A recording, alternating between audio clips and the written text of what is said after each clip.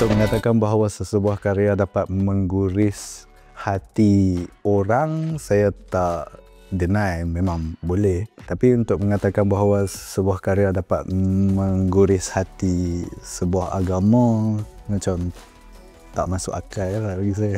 Saya memang dah jangkakan lah yang filem Mentega Terbang akan mengalami masalah sikit. Tetapi sampai ke tahap ini, saya memang tidak sangka. Kita juga sendiri sebagai filmmakers tahu tentang sensitiviti masyarakat di Malaysia. Bukannya kita tidak memikirkan semua itu. Kita menghasilkan sebuah karya itu dengan niat yang baik untuk memberi komentar secara sosial. Because these films encourage people to think, that's possibly why there are some conservative groups out there who are against them. Agama menggalakkan kita untuk berfikir. Jika kita diberi lebih banyak bahan untuk memikir, baguslah.